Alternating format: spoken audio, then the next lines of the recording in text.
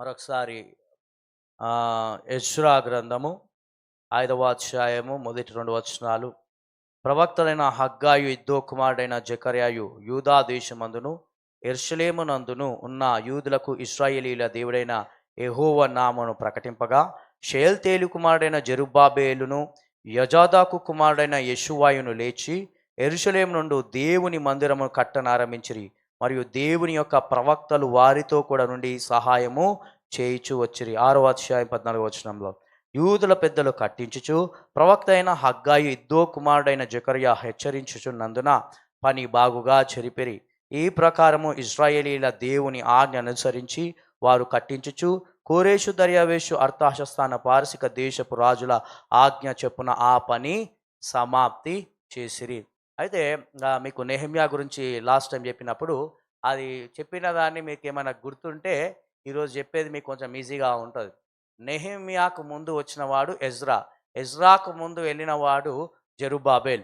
అయితే ఈ ఈ ఈ ఈ ఈ ఇప్పుడున్న సందర్భాన్ని బట్టి దీని బ్యాక్గ్రౌండ్ హిస్టరీ ఇస్తాను. దాన్ని మీరు ఒకసారి ఆలోచించి దాన్ని బట్టి ఈ వాక్యాన్ని మీరు అర్థం చేసుకోండి. ఆ బబులోను చెరలో వీరు 70 సంవత్సరాలు ఉన్న తర్వాత జెరుబ్బాబెలు నాయకత్వంలో వీరు ఎక్కడికి వచ్చారు? బబులోను నుండి యెరూషలేముకు వచ్చారు. యెరూషలేము ఎన్ని సంవత్సరాల తర్వాత? 70 సంవత్సరాలు. అంటే చివరిగా చెరకు నెబుకద్నెజరు కొనుక్కోబడిన 50 సంవత్సరాల తర్వాత, అంటే ఇశ్రాయేలు పట్టణము కాల్చబడి మందిరము పాడు చేసిన 50 సంవత్సరాల తర్వాత జెరుబ్బాబెలు నాయకత్వంలో 50,000 మంది ఎక్కడికి వచ్చారు? ఎక్కడికి వచ్చారు? యెరూషలేముకు వచ్చారు. ఎక్కడి నుండి? బబులోను నుండి. అది మీరు మీరు నేను చెప్పేది కూడా మీకు మీరు అర్థం చేసుకోకపోతే ఈ వాక్యము అనేటువంటిది మీరు అర్థం చేసుకోలేదు. దేవుని వాక్యము ఎందుకంటే నేనే చెప్తున్నా. ఎందుకు మీకు అంతా చెప్తే క్వశ్చన్లు అడిగి టైం వేస్ట్ అని.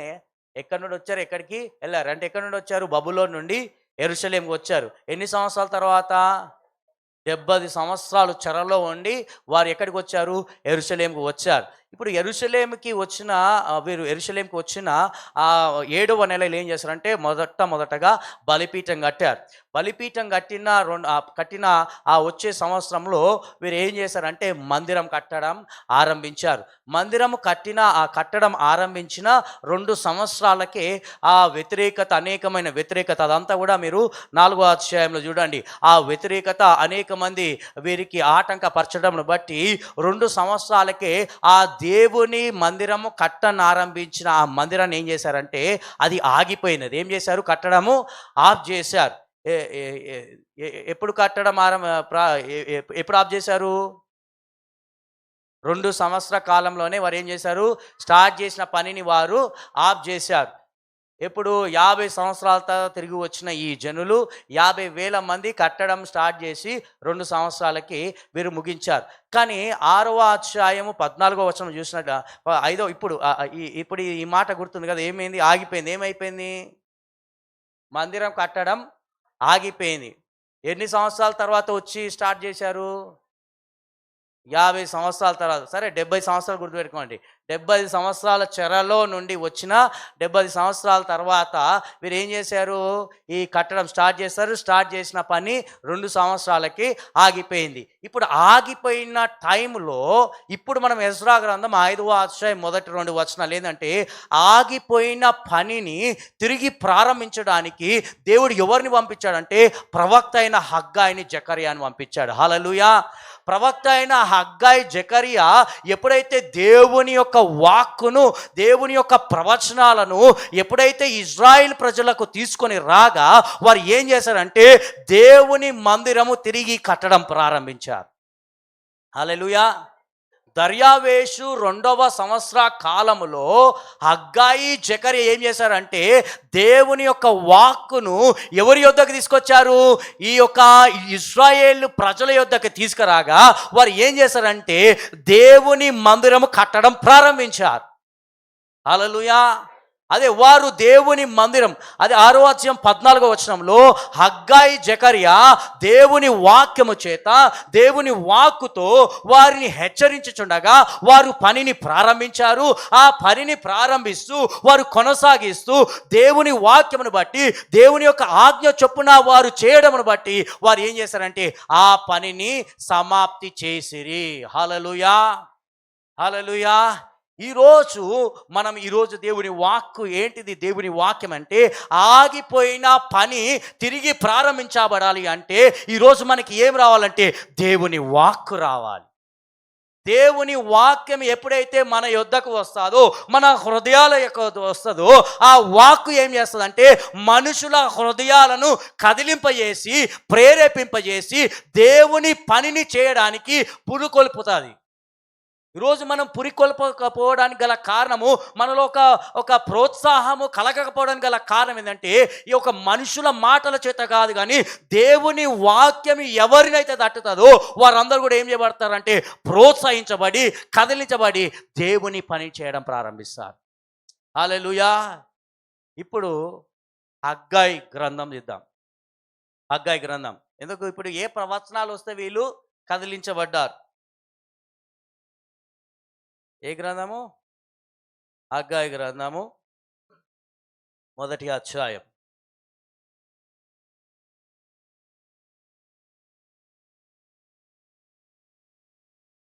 హగ్గయి గ్రంథం మొదటి అధ్యాయం. దీన్ని చదవక ముందు ఈ మాటలు గుర్తుపెట్టుకున్నాం.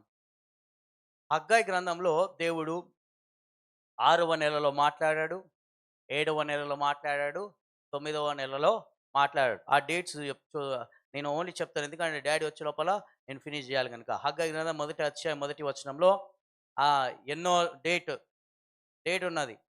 ఏంది? 6వ నెల మొదటి దినమున. ఎవరి కాలంలో? దర్యావేషు 2వ సంవత్సర కాలంలో. ఈ 2 అధ్యాయాలంతా కూడా దర్యావేషు 2వ సంవత్సరంలో ప్రారంభించబడ్డది. ఆగిపోయిన పని తిరిగి ప్రారంభించబడ్డది. ఎందువలన? హగ్గయి, జకర్యా ఒక ప్రవచనాలను బట్టి తిరిగి పని ప్రారంభమైంది దర్యావేషు 2వ కాలంలో. దర్యావేషు 6వ సంవత్సర కాలంలో ఏం చేయబడ్డది? ఆ పని సమాప్తి, అంటే అది పూర్తి చేయబడ్డది కనుక 2వ నెలలో. తర్వాత మొదటి అధ్యాయం మొదటి వచనంలో, తర్వాత లాస్ట్ వచనం మొదటి అధ్యాయం 15వ వచనంలో 6వ నెల 24వ దినమున వచ్చిన ఈ ఒక ప్రవచనం. తర్వాత 2వ అధ్యాయం మొదటి వచనంలో 7వ నెల 21వ దినమున 2వ అధ్యాయం మొదటి వచనం. తర్వాత 2వ అధ్యాయం 10వ వచనంలో 9వ నెల 24వ దినమున మళ్ళీ ఏమొచ్చింది? దేవుని వాక్కు వచ్చింది. తర్వాత 18వ వచనంలో 24వ దినం, అక్కడ 9వ నెల 24వ దినం. తర్వాత 2వ అధ్యాయం 20వ వచనంలో 24వ దినం. ఏ రోజు? 9వ నెల 24వ దినం. జకర్యా గ్రంథం మొదటి అధ్యాయం మొదటి వచనం. దర్యావేషు 2వ కాలము 2వ సంవత్సర కాలంలో 8వ నెలలో వచ్చిన వాక్కు. ఆ విధంగా ఈ వాక్కులు వచ్చినాయి. ఇప్పుడు హగ్గయి గ్రంథం మొదటి అధ్యాయం.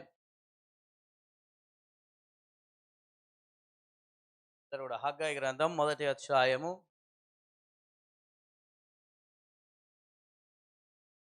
హగ్గయి గ్రంథము మొదటి అధ్యాయము 2వ వచనం. సమయం ఇంకా రాలేదు, యెహోవా మందిరము కట్టించుటకు సమయం ఇంకా రాలేదని ఈ జనులు చెప్పుచున్నారే. ఇప్పుడు దేవుని వాక్కు ఏమొస్తుందంటే సమయం ఇంకా రాలేదు. ఎవరితో చెప్తున్నారు ఈ మాట?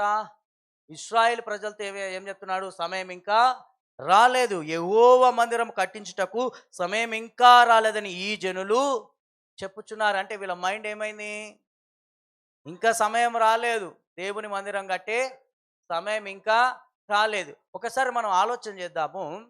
యెరూషలేము పట్టణము నెబుకద్నెజర్ రాజు ఏం చేశాడు? దాన్ని పాడు చేశాడు, దాన్ని కాల్చి వేశాడు, పడగొట్టాడు.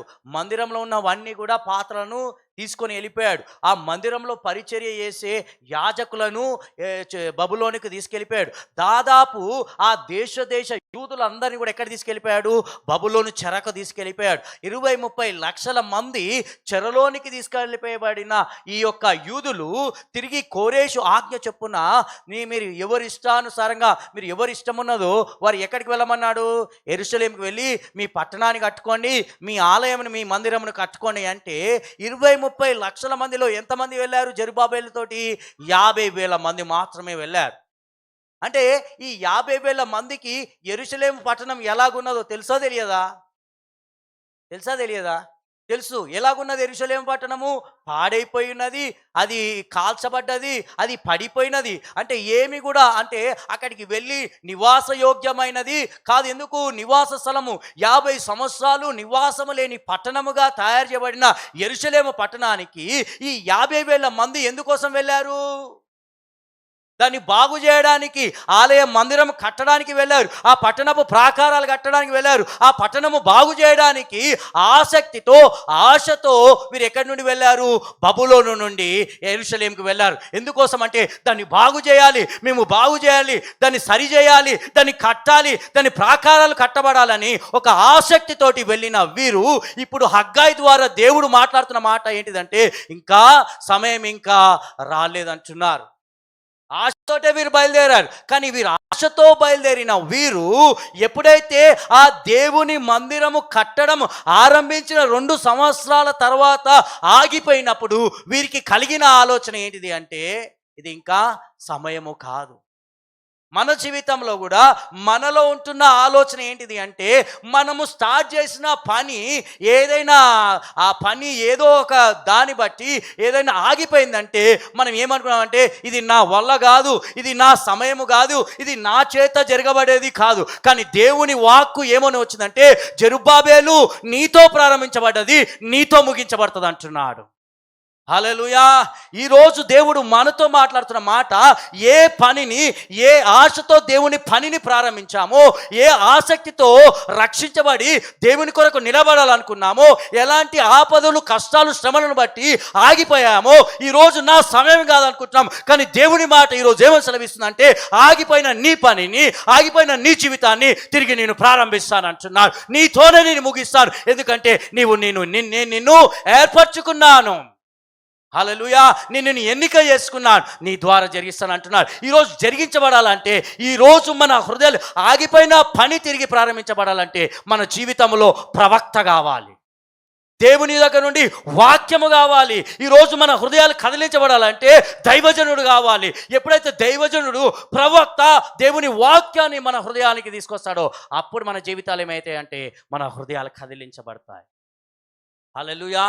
ఈరోజు మన హృదయాలు కదిలించబడకపోవడానికి గల కారణం ఏంటిదంటే ఈరోజు మన జీవితాల్లో దైవజనుడు లేడు, మన జీవితాల్లో ప్రవక్త లేడు, ప్రవచనము లేదు. ప్రవచనాలు లేకుండా మన హృదయాలు, మన జీవితాలు మనం హెచ్చరించువారు లేకుండా ఉంటున్నాం. కాబట్టి ఏమైపోయిందంటే మన పని ఆగిపోయింది.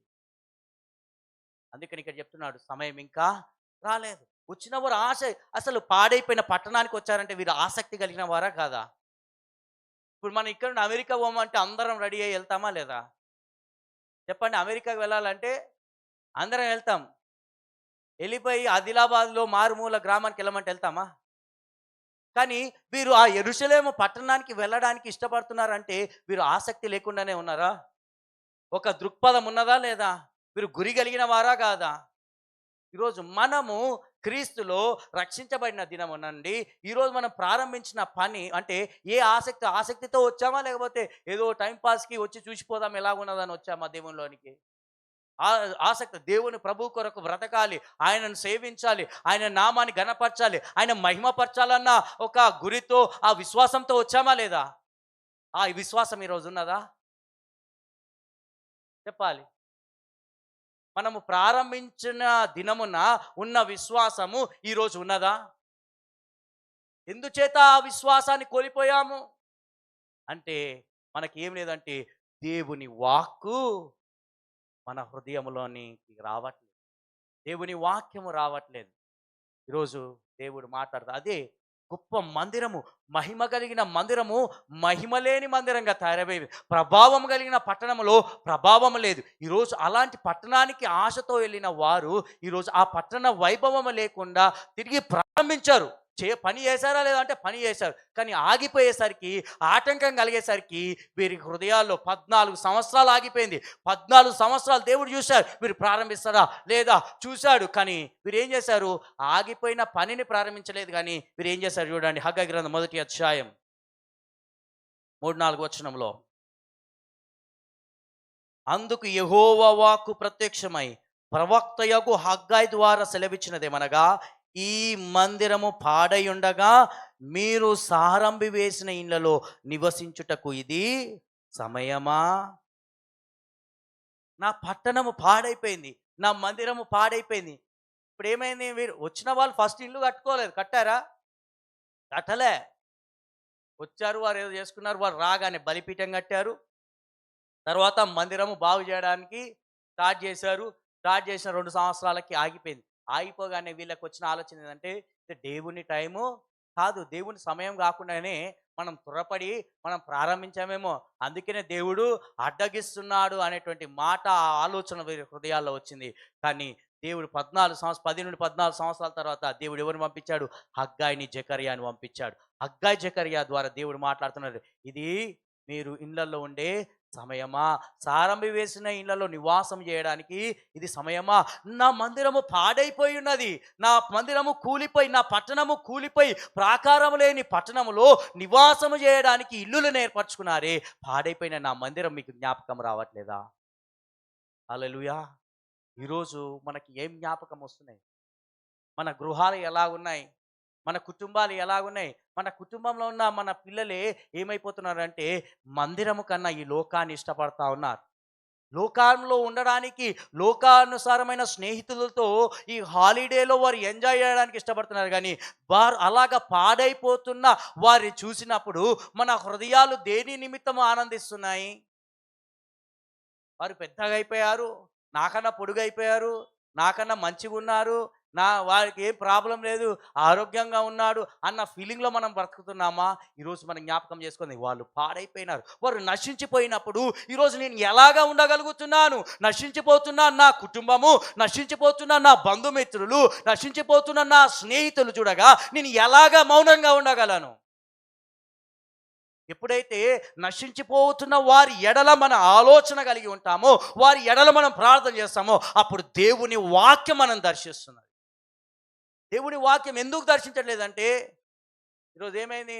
మనల్ని పొడిచి పొడిచి పొడిచి ఈ దేవుని సన్నిధికి నడిపించే వారిగా మనం తయారయ్యామే. దేవుని ఎప్పుడు మందిరం సర్వీస్ స్టార్ట్ అయ్యే టైం ఎప్పుడు, మనం వచ్చే టైం ఎప్పుడు, మనకేమైనా ఆసక్తి ఉన్నదా? ఒకసారి ఆలోచన చేద్దాం. మనకేమైనా ఆసక్తి ఉన్నదా? మనం వచ్చే టైం బట్టే మన ఆసక్తిని తెలియజేస్తున్నది.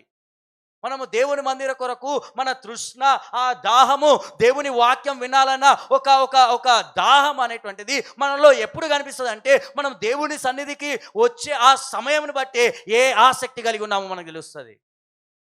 ఈరోజు ఆసక్తి కనిపిస్తుందా అంటే, మనం నశించిపోతున్నాము, మనలో దేవుని వాక్యము లేదు, దేవుని కొరకు ఆశ లేదు, దేవుని కోసం ఏదో చేయాలన్న తపన లేదు. కానీ దేవుడు ఈరోజు మాట్లాడుతున్నాడు, నా జనులు అంటే నా మందిరము పాడైపోవచ్చుండగా నువ్వు ఎలాగా ఉంటున్నావు? నువ్వు ఎలాగ నివాసంని ఏర్పాటు చేసుకుంటావు అంటున్నావు. ఈరోజు మన కుటుంబాలు పాడైపోతున్నాయి, వారు దేవుళ్ళో లేకుండా ఉన్నాయి, వారి హృదయాలు కఠినపరచబడ్డాయి. నువ్వు చెప్పినా కూడా అవిధేయులుగా ఉంటున్నారంటే వారి హృదయాలు ఏం చేయబడ్డాయి? కఠినపరచబడ్డాయి. హెబ్రీలకు రాసిన పత్రిక 4వ అధ్యాయం ఏమంటుంది అంటే, వారు ఎందుచేత కఠినపరచబడుతున్నారు అంటే, పాపమును బట్టి వారి హృదయాలు కఠినపరచబడ్డాయి.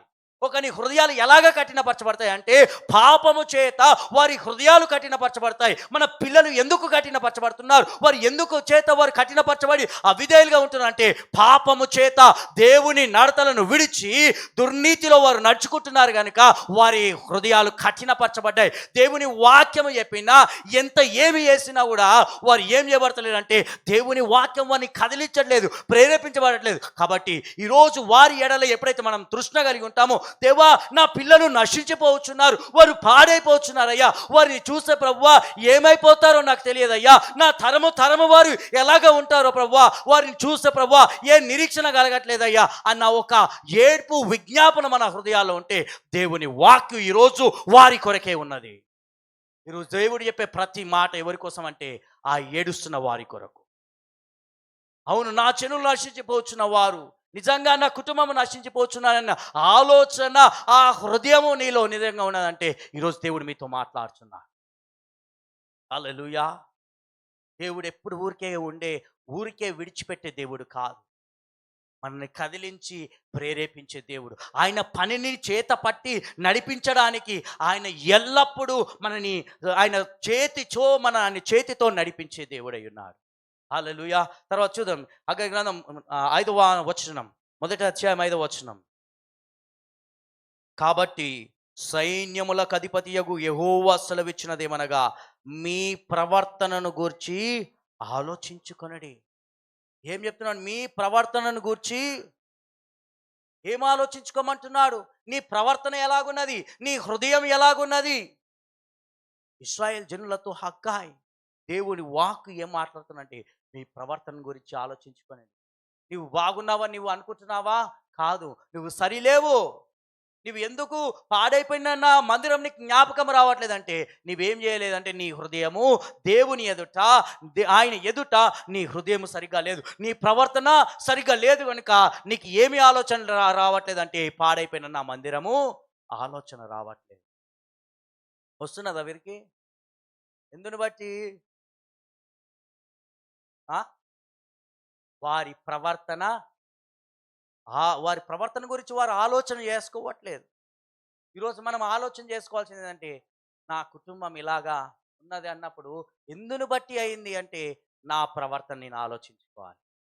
నా హృదయము దేవుని ఎదుట ఎలాగున్నది? నా యథార్థత ఎలాగా ఉన్నది? నేను యథార్థవంతుడిగా ఉంటున్నానా? నీతిగల మార్గంలో నేను నడుస్తున్నానా? ఎలాంటి హృదయము కలిగి నేను ఉన్నాను అనేటువంటి భారం మనకు రావాలి. మన సంఘం గురించి కాదు, మన కుటుంబాల కోసం మనం ఏడవాలి. కుటుంబాల కోసము కుటుంబాలు ఏడిస్తే ఆటోమేటిక్ ఏం చేయబడుతుంది? సంఘం అనేటువంటిది క్షేమాభివృద్ధి కలుగుతుంది. కుటుంబం, నా కుటుంబం, అవును నా కుటుంబం, అరే నా కుటుంబంలో ఇంతమంది ఉన్నామే. ఒకసారి నీ కుటుంబం జ్ఞాపకం రావాలి అంటే, ఒక ఫంక్షన్కి నీ కుటుంబంలో ఉన్నవారు ఎంతమంది వస్తున్నారో జ్ఞాపకం చేసుకోండి. మీ కుటుంబంలో ఎంతమంది ఉన్నారో మీకు అర్థమవుతుంది. ఇప్పుడు నా కుటుంబం ఉన్నది, నా కుటుంబంలో ఒక ఫంక్షన్ జరిగినది అనుకోండి, ఆ ఫంక్షన్కి ఎంతమంది వస్తున్నారో అంతమంది ఎలాగా ఉన్నారనేటువంటిది నిన్న వారి ఆత్మీయ స్థితిని నేను జ్ఞాపకం చేసుకున్నప్పుడు నాకు నా మనసుకు తెలుసా తెలియదా? కాబట్టి ఈరోజు నా కుటుంబంలో ఇలా ఉన్నదే, నశించిపోవచ్చున్నారనే ఆలోచన ఎందుకు రావట్లేదంటే, నీ ప్రవర్తన, నీ హృదయమును ఆలోచించుకొనుడి. Set your heart before God. నీ హృదయము దేవుని ఎదుట ఎలాగున్నదో జ్ఞాపకం చేసుకోమంటున్నాడు. హల్లెలూయా. ఈరోజు చెప్తే తర్వాత 7వ వచనంలో తిరిగి ఆ మాట జ్ఞాపకం చేస్తుంది. కాగా సైన్యములకు అధిపతియగు యెహోవా సెలవిచ్చినదేమనగా, మీ ప్రవర్తనను గూర్చి ఆలోచించుకొనుడి. దాని పైన మాట ఏమంటాడంటే, మీరు బహుగా విత్తుతున్నారు కానీ మీరు పంటను కోయట్లేదు. మీరు కష్టపడుతున్నారు, మీ కష్టానికి తగినట్టుగా మీరు అనుభవించట్లేదు. మీ రాబడిని మీరు అనుభవించట్లేదు. దీనికి గల కారణం ఏంటంటే, పాడైపోయిన నా మందిరం ఉండగా నీవేం చేస్తున్నావు? ఆ ఆలోచన లేకుండా, సరి లేకుండా, ప్రవర్తన సరి లేకుండా నీవు ఉంటున్నావు కాబట్టే నీ పరిస్థితి అలాగా ఉంది అంటున్నాడు. అని చెప్తూ ఏమని అంటున్నాడంటే, తర్వాత కిందికి రండి. 9వ వచనం నుండి, అంటే మొత్తం చదవడానికి టైం లేదు. 9వ వచనం. విస్తారముగా కావాలని మీరు ఎదురు చూచితిరి గాని కొంచెముగా పండెను. మీరు దాని ఇంటికి తేగా నేను దాని చెదరగొట్టి తిని. ఎందుచేతనని యెహోవా అడుగుచున్నాడు. నా మందిరము పాడై ఉండగా మీరందరూ మీ మీ ఇండ్లలు కట్టుకొనుటకు త్వరపడుట చేతనే గదా. కాబట్టి మిమ్మును బట్టి ఆకాశము మంచు కురవకై ఉన్నది, భూమి పండక ఉన్నది. ఎందుకు వర్షము లేదు? ఎందుకు మంచు లేదు? ఎందుకు ఈ కరువు? ఎందుచేత అంటే, పాడైపోయిన నా మందిరం ఉండగా నీవు నీ ఇండ్లను కట్టడానికి నువ్వు వేగిరపడ్డావే అంటున్నాడు. ఈరోజు మన స్వలాభము కోసం మనము ఏం చేస్తున్నామంటే, దాని కొరకు త్వరపడుతున్నాం కానీ, నా జనులు, నా బంధువుల కొరకు మనం ఎంతవరకు ఆ చిత్తశుద్ధి కలిగి మనం నడుచుకుంటున్నాం? నరసింహం మనం ఇక్కడే కాదు చూడండి. నేను ఇంగ్లాండ్ వెళ్ళినప్పుడు నాకు అప్పటి నుండి నాకు కలిగిన భారం ఏంటంటే, ఎంతో గొప్ప పరిచర్య చేయబడిన మిషనరీస్ ద్వారా కట్టబడిన సంఘాల్లో ఆ మందిరాలు ఎవరు లేరు? జనులు లేరు. జనులు లేకుండా పాడైపోయి అమ్మివేసుకునే ఆ పరిస్థితిలోనికి ఏమొచ్చాయంటే, ఆ మందిరాలు గొప్ప ఉజ్జీవము కలిగిన ఇంగ్లాండ్ దేశం నుండి William Carey, Hudson Taylor, David Livingstone అలాంటి గొప్ప గొప్ప మిషనరీస్ ప్రపంచ వ్యాప్తంగా ఖండాలను ఖండాలనుగా కదిలించిన వారి దేశంలో ఈరోజు ఏం లేదంటే, ఎలాగున్న జనులు నశించిపోవచ్చున్నారు. ఈ మాట నేను మరీ ప్రతి ప్రసంగంలో ఎందుకు జ్ఞాపకం చేస్తానంటే, నేను బాగున్నాను కాదు, నువ్వు బాగా లేవు. ఈరోజు మనం బాగా లేము. ఎందుకు బాగాలేమంటే మన వచ్చే తరం బాగుంటేనే మనం బాగున్నాం. వచ్చే తరం బాగున్నదా చెప్పండి? మన వచ్చే తరం బాగున్నదా? మన 10 సంవత్సరాల తర్వాత మన తర్వాత తరము ఈ భక్తి ఏమైనా ఉంటుందన్న ఆలోచన మీకు ఏమైనా కలుగుతున్నదా? అంటే వారు సరిలేరంటే మనము సరిలేము. నేను మంచిగున్నాను కదా, నా చిన్న ఉన్నప్పుడు జ్ఞాపకాలు నాకు వద్దు. నేను చిన్న ఉన్నప్పుడు ఎలాగున్నాను, నా సండే స్కూల్ చెట్టు కింద జరిగినది, అలాంటి జ్ఞాపకం చేసుకోవడం కాదు కదా ఈరోజు. ఈరోజు మనం దేన్ని జ్ఞాపకం చేసుకోవాలి? నా పిల్లలు ఎలాగా ఉన్నారు దేవుని ఎదుట, వారి ప్రవర్తన ఎలాగున్నది, వారి హృదయం ఎలాగున్నది, దేవుని మహిమపరచడానికి, దేవుని ఘనపరచడానికి, దేవుని చిత్తానుసారంగా నడుచుకోవడానికి, ఏ శ్రమలు కష్టాలైనా ఎదుర్కోవడానికి ఆ పరిస్థితుల్లో దేవుని కృప మీద ఆధారపడే వారిగా ఉన్నారా? వారు మనమే లేని పరిస్థితిలో ఉన్నామే. ఈరోజు మనమే దేవుని సహవాసాన్ని ఇష్టపడట్లేదే, దేవుని మందిరానికి రావడానికి ఆ ఆశలో మనము లేమే.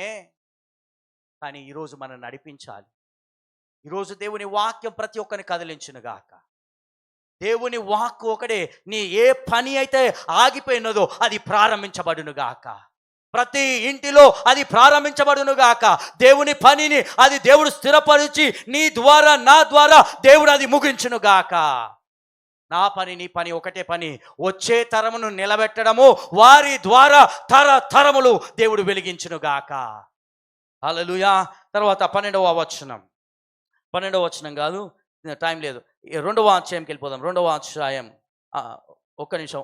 మొదటి అధ్యాయం 14వ వచనం, 13వ 12వ వచనం చదువుదాం ఒకసారి. నేను చదువుతాను, ఏ మాటలు చదవాలో ఆ మాటలు చదువుతాను. మొదటి అధ్యాయం 12వ వచనంలో, షేల్తేలు కుమారుడైన జెరుబ్బాబేలును యెహోజాదాకు కుమారుడు ప్రధాన యాజకుడగు యెహోషువాయు శేషించిన జనులందరూ తమ దేవుడైన యెహోవా మాటలు ఆలకించి తమ దేవుడైన యెహోవా ప్రవక్త అయిన హగ్గై పంపించి తెలియజేసిన వార్త విని యెహోవా యందు భయభక్తులు పొనిరి. ఎప్పుడే హగ్గై ద్వారా దేవుడు వారితో మాట్లాడగా వీరు ఏం చేశారంటే వీరు ఆలకించారు. తర్వాత వీరు ఏం చేశారు? భయభక్తులు కలిగారు. అంటే దేవుని మాటకు విధేయత చూపించారు. ఏం చేశారు?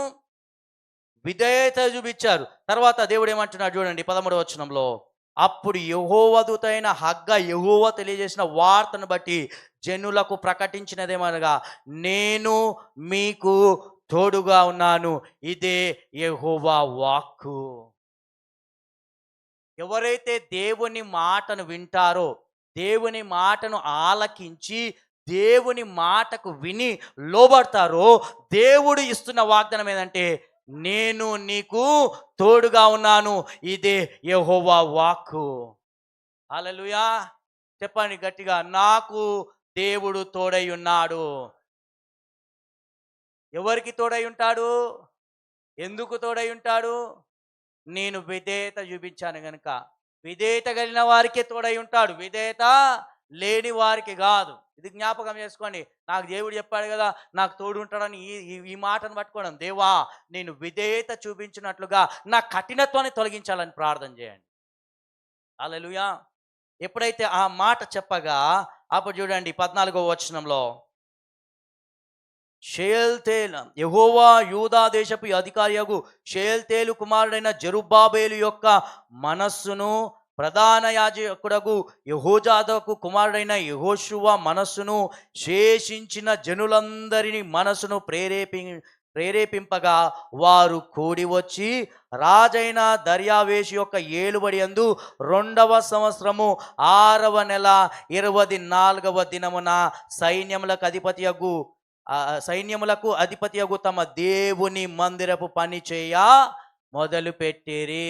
హల్లెలూయా. 6వ నెల మొదటి దినమున ఏం చేయబడ్డారు? దేవుని వాక్కు వచ్చింది. ఎన్నో దినమున మొదలు పెట్టారు? 6వ నెల 24వ దినమున వారు ఏం స్టార్ట్ చేశారు? దేవుని మందిరపు పని మొదలు పెట్టారు. హల్లెలూయా. అంటే వీరు మొదలు పెట్టడానికి ఏంటిది? ఫస్ట్ దేవుడు మీరు పాడైపోయిన స్థితిని జ్ఞాపకం చేశాడు, పాడైపోయిన మందిరాన్ని జ్ఞాపకం చేశాడు, పాడైపోయిన మందిరాన్ని పట్టణాన్ని జ్ఞాపకం చేశాడు. తర్వాత ఏం జ్ఞాపకం చేసుకున్నంటే, నీవు ఏ ఇంట్లో ఉంటున్నావు, పాడైపోయిన పట్టణం ఉండగా నీవు ఎలాగ నివాసం చేస్తున్నాడు ఆ మాట చెప్పగా వారు విధేయులై వారు ఏం చేశారు? దేవుని మాటకు లోబడి ఉండగా దేవుడు ఏమని చెప్పాడంటే, నేను నీకు తోడై ఉన్నాను. దేవుడు నీకు తోడై ఉన్నాడు అనే మాట చెప్పగానే వారు ఏం చేశారు? దేవుడు తోడై ఉన్నాడని చెప్పాడు. తర్వాత ఏం చేశాడు? షేల్తీయేలు కుమారుడైన జెరుబ్బాబెలు మనసును కదిలించాడు. ప్రధాన యాజకుడగు యెహోషువను హృదయాన్ని కదిలించాడు. అలాగే జనులందరి మనసులను ప్రేరేపించి ఉన్నాడు. హల్లెలూయా. ఇప్పుడు ఆ పని ప్రారంభించాలంటే మనం ఏం చేయబడాలి? ప్రేరేపించబడాలి. ఏం చేయబడాలి అంటే మనకి ఏం లేదు, ప్రేరేపణ లేదు. మనకి ఏ ప్రేరేపణ ఉన్నది?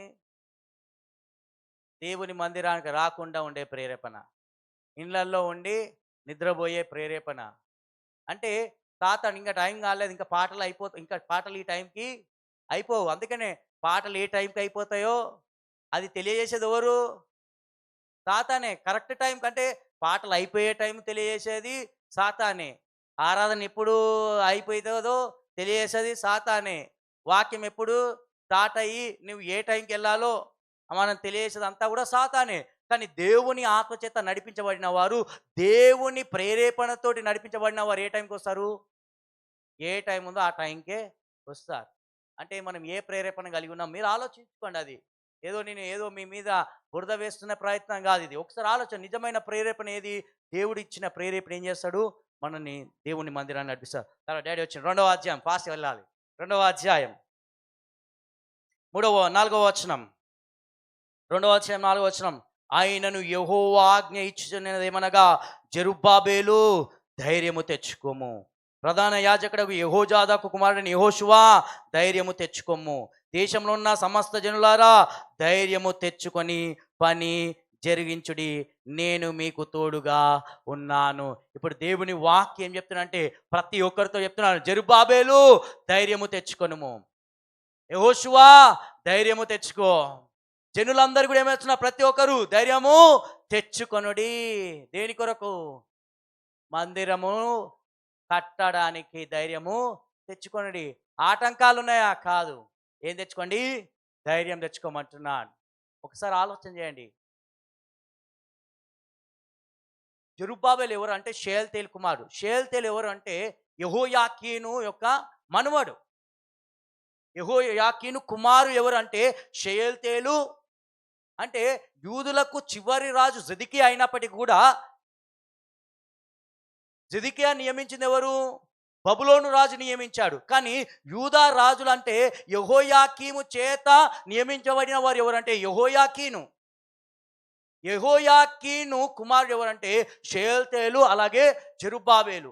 అలాంటి జెరుబ్బాబెలు అంటే వీరి తండ్రులు ఎవరు? రాజులు. రాజులైన వీరి తండ్రులు రాజ్యాన్ని ఏలిన వారు. అలాంటి జెరుబ్బాబెలుకు ఆ మందిరమును కట్టడానికి, ప్రారంభించడానికి ఎవరు కావాల్సి వచ్చిందంటే ప్రవక్త కావాల్సి వచ్చినది. అంటే ఆ మందిరం, ఒక నాయకుడు దేవుని మందిరాన్ని తిరిగి ప్రారంభించడానికి ఒక ప్రవక్త కావాలి, దేవుని వాక్కు కావాలి. ప్రధాన యాజకుడకు యెహోషువకు ఎవరు కావాల్సి వచ్చింది అంటే ఒక ప్రవక్త కావాల్సి వచ్చినది.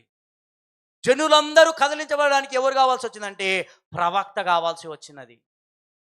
అంటే ఈరోజు నీకు నాకు ఎవరు కావాలి? ప్రవక్త కావాలి, దైవజనుడు, దేవుని వాక్కును తీసుకొచ్చేవారు కావాలి. దేవుని వాక్యము మనం కృపావరాలు. ఎందుకంటే మన హృదయాలను ప్రేరేపించడానికి, మనల్ని ప్రోత్సహించడానికి ప్రవచన వరం గలవారు లేపబడాలి. హల్లెలూయా. ఎందుకు ఇలాంటి దీనస్థితిలో ఉండిపోయి ఏం చెప్పినా ఎందుకు ఎక్కడలేదంటే ప్రవచించేవారు లేరు గనుక. సంఘ ప్రారంభ దినాలు ఎవరున్నారు? హెచ్చరించేవారు, ప్రవచనాల చేత హెచ్చరించేవారు ఉన్నారు. కానీ ఈరోజు హెచ్చరించేవారు లేరు. కానీ ఈరోజు దేవుని వాక్కు సెలవిస్తున్న మాట 2వ అధ్యాయం తర్వాత 5వ వచనంలో దేవుడు మాట్లాడుతున్న మాట, మీరు ఐగుప్తు దేశంలో నుండి వచ్చినప్పుడు నేను మీతో చేసిన నిబంధన జ్ఞాపకం చేసుకొనిడి, నా ఆత్మ మీ మధ్య ఉన్నది కనుక భయపడకుడి. ఏం చెప్తున్నాడు? నా ఆత్మ ఎక్కడున్నది? మీ మధ్యలో ఉన్నది. 9వ వచనంలో, 2వ అధ్యాయం 9వ వచనంలో, ఈ కడవరి మందిరం యొక్క మహిమ మునుపటి మందిరం యొక్క మహిమను మించునని సైన్యములకు అధిపతియగు యెహోవా సెలవిచ్చుచున్నాడు. ఈ స్థలమందు నేను సమాధానం నిలుప ననుగ్రహించదను. ఇదే సైన్యములకు అధిపతియగు యెహోవాక. ఇప్పుడు వీరు నమ్ముచున్నారు, దేవుడు ధైర్యం తెచ్చుకోమన్నాడు, దేవుడు పనిని ప్రారంభించమన్నాడు. దేవుడు ఏమంటున్నాడు? నా ఆత్మ మీ మధ్యలో ఉన్నదన్నాడు. దేవుడు ఇప్పుడు ఏమంటున్నాడు? సమాధానం కూడా మీ మధ్యలో ఉన్నది. ఇప్పుడు ఈ మాటలు చెప్పగానే వీరికి ఏం కలిగింది? దేవుని యొక్క వాక్కు, దేవుని యొక్క వాగ్దానం వచ్చినది. నేను మీతో ఉన్నాను, నేను మీకు తోడుగా ఉన్నాను, మిమ్మల్ని నడిపించువాడనై ఉన్నాను, మీరు ధైర్యం తెచ్చుకోమన్నాడు, భయపడొద్దు అన్నాడు. ఇప్పుడు నేనేం చేస్తాను? నేను మందిరం కట్టడం ప్రారంభిస్తాను. హల్లెలూయా. ఎప్పుడైతే వీరు కట్టడం ప్రారంభించారో అప్పుడు మొదటి అధ్యాయం 19వ వచనంలో, కొట్లలో ధాన్యం ఉన్నదా? ద్రాక్ష చెట్లైనను అంజూరపు చెట్లైనను దానిమ్మ చెట్లైనను నేను ఒలీవ చెట్లైనను ఫలించకపోయాను కదా, అయితే ఇది మొదలుకొని నేను మిమ్మను ఆశీర్వదించెదను. నీవు నా పనిని చేస్తే ఇంతవరకు ఈ పనిని జరగకుండా, నీ ఆశీర్వాదము నీ జీవితంలో నువ్వు అనుభవించకుండా, ఎందును బట్టి అంటే పాడైపోయిన నా మందిరం ఉండగా నువ్వేం చేస్తున్నావు అంటే నీ ఇష్టానుసారంగా నీకు ఏది నచ్చితే అది చేసుకుంటా పోవవు. కాబట్టి నువ్వు ఎంత పంట వేసినా దానికి కావాల్సినంతగా నువ్వు తీసుకోలేకపోయావు. ఎందును బట్టి అంటే నువ్వు నన్ను పట్టించుకోలేదు, నా మందిరాన్ని పట్టించుకోలేదు. ఇప్పుడు నువ్వు మొదలు పెట్టావు కదా, ఇది మొదలుకొని నేను నిన్ను ఆశీర్వదించేదని అంటున్నాడు. హల్లెలూయా. అది చెప్తూ మనం ఏంటంటే ఆశీర్వదించగానే ఆగిపోతాం. కానీ దేవుడు ఈ మాటలు జ్ఞాపకం చేసుకున్నాం. 2వ అధ్యాయం చివరి వచనాల్లో దేవుడు జెరుబ్బాబెలుతో చెప్తున్న మాట 21వ వచనంలో, 21వ వచనం నుండి, యూదా దేశపు అధికారియగు జెరుబ్బాబెలుతో ఇట్లనుము, ఆకాశమును భూమిని నేను కంపింపజేయుచున్నాను, రాజ్యములు సింహాసనం నేను క్రింద పడజేతును, అన్యజనుల రాజ్యములను కలిగిన బలము నాశనం చేతును, రథములను వాటికి ఎక్కిన వారి క్రింద పడజేతును, గుర్రములను రౌతులను ఒకరి ఖడ్గం చేత ఒకరును కూలుదురు.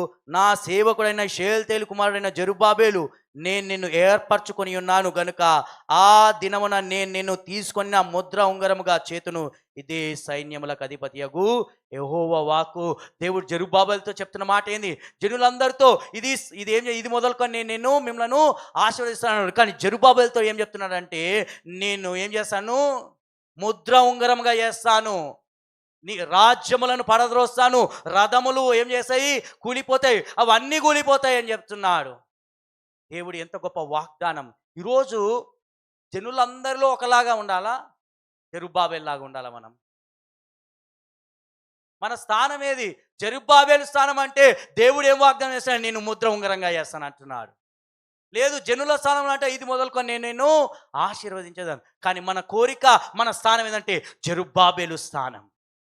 దేవుడు నడిపించు వారిని మనము నడిపించేవారిగా ఉండాలి, చెరలో ఉన్న వారిని లేవనెత్తే వారిగా ఉండాలి. జెరుబ్బాబెలు బబులోను చెరలో నుండి యెరూషలేముకి పాడైపోయిన దాన్ని కట్టడానికి తీసుకెళ్ళిన వారిగా ఉన్నాడు. అలాగే నీవు నేను ఎలాగ ఉండాలంటే పాడైపోయిన దానిని, పడిపోయిన దానిని, కాలిపోయిన దానిని బాగు చేయడానికి చెరలో నుండి తీసుకొచ్చే వారిగా దేవుడు మనను ఉంచును గాక. హల్లెలూయా. దేవుడు నీ ద్వారా, నా ద్వారా దేవుడు చేయాల్సింది ఏంటంటే ముద్ర ఉంగరంగా నేను చేస్తాను, నేను నీకు తోడై ఉన్నాను, నా ఆత్మ నీకు తోడై ఉన్నది. నువ్వు బాగు చేయి, నువ్వు కట్టు, నువ్వు ఏం చేయి? ఆ పనిని ప్రారంభించు, దేవుడు మిగతా చూస్తాను అంటున్నాడు. అందుకని ఆ దేవుడు ఆ వాగ్దానం జెరుబ్బాబెలులో చేశాడు. అందుకని మత్తయి సువార్త 1వ అధ్యాయం మొదటి 14 తరాల తర్వాత మధ్యలో ఉన్న 14వ తరముల తర్వాత ఇక్కడ యెహోయాకీను కుమారు తర్వాత షయల్తీయేలు కుమారుడైన జెరుబ్బాబెలు నుండి యోసేపు వచ్చాడు. యోసేపులో నుండి అప్పటి వరకు ఏ రాజ్యము లేదు, కానీ ఆ యొక్క జెరుబ్బాబెలు కుమారులో నుండి వచ్చిన యోసేపులో నుండి దేవుడు ఎవరు వచ్చారంటే ప్రభువైన రాజులకు రాజు అయిన ప్రభువైన యేసుక్రీస్తు వచ్చాడు. ఆయన ద్వారా రాజ్యములు కూలిపోతాయి, రథములు కూలిపోతాయి. ఆయన ఏం చేస్తాడంటే నిరంతరం ఆయన రాజ్యాన్ని స్థిరపరిచేవాడై ఉన్నాడు. అలాంటి ప్రభువు చేత నీవు నేను ఎన్నిక చేయబడి ఉన్నాము. హల్లెలూయా. కాబట్టి మన జీవితంలో ఎవరు కావాలి అంటే దేవుని వాక్కు, దైవజనుడు వాక్యం తీసుకొచ్చేవారు ఉండాలి. ఆ వాక్యం తీసుకొచ్చేవారు ఉన్నప్పుడు, అందుకనే హిజ్కియా బాలైనప్పుడు దేవుడు ఎవరిని పంపించాడు? యెషయా ప్రవక్తను పంపించాడు. నీ ఇంటిని బాగు చేసుకోమన్నాడు. ఎప్పుడైతే ఆయన గోడ వైపు త్రిప్పి ప్రార్థన చేయగా దేవుడు ఎన్ని సంవత్సరాలు ఆయనను పొడిగించాడు? ఎందుని బట్టి? యెషయా ప్రవక్తను పంపించడం బట్టి. అంటే మన జీవితంలో మన జీవితంలో మనం మన పాపమును బట్టి మనల్ని హెచ్చరించే ప్రవక్త లేడు కనుకనే ఈరోజు మనం పాడైపోతున్నాం. దావీదు ఎప్పుడైతే బత్షెబా తోటి ఆయన చేసిన పాపం ఎవరు కూడా కనిపెట్టలేరు, అంత ప్లాన్గా వెళ్ళాడు. కానీ ఆ రోజు నాతాను ప్రవక్తను దేవుడు దావీదు దగ్గర పంపించకపోతే ఆ పాపం అక్కడే కప్పివేయబడ్డది. కానీ ఎప్పుడైతే నాతాను ప్రవక్తను పంపించడం బట్టి ఆయన పాపం ఎప్పుడైతే అది బయలుపరచబడి ఆయన చెప్పగా అప్పుడు ఏం చేశాడంటే దావీదు పశ్చాత్తాపడి, అప్పుడు దావీదులో నుండి బత్షెబాకు ఒకవేళ ఆ ప్రవచనం రాకపోతే దావీదుకు బత్షెబాతో పెళ్ళి అయ్యేది కాదు. బత్షెబాతో పెళ్లి కాకపోతే ఎవరు వచ్చేవారు కాదు? సొలొమోను రాజు వచ్చేవాడు కాదు. అంటే దేవుని ప్రణాళిక ఎలాగున్నది చూడండి. అంటే మన జీవితంలో మన పాపమును ప్రేరేపించబడడానికి, మన జీవితాలు, మన కుటుంబము సరిచేయబడడానికి, మనలో ఉన్న లోపాలు, మనలో ఉన్న బలహీనతలను ప్రేరేపించడానికి, అవి పశ్చాత్తాపడడానికి, వాటిని ఒప్పింపజేయడానికి మన జీవితంలో ఎవరు కావాలంటే ప్రవక్త కావాలి. హల్లెలూయా. ఈరోజు మన సంఘంలో ఎవరు లేపబడాలంటే ప్రవచించేవారు లేవాలి. ఎందుకోసం లేవాలంటే నా పాపము అది ఒప్పింపబడినట్టుగా ప్రవక్తలు లేపబడాలి. హల్లెలూయా. ఎవరు లేపబడాలి? ఎందుకోసము?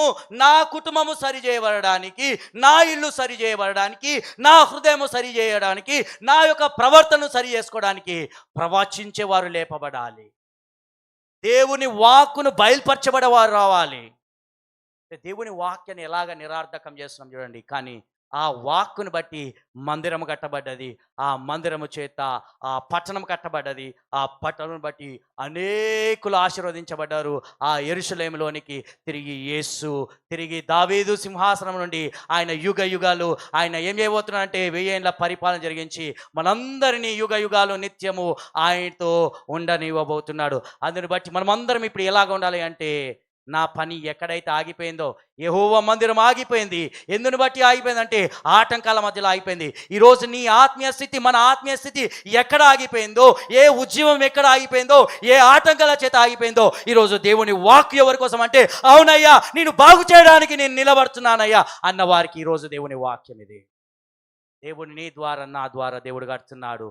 దేవుడు మన ద్వారా, మన పిల్లల ద్వారా తరతరములు దేవుని రాజ్యము స్థిరపరచబడును గాక. ఆమేన్. దేవుడు ఈ వాక్యము అందరి హృదయంలో దీవించి ఫలింపజేయును గాక.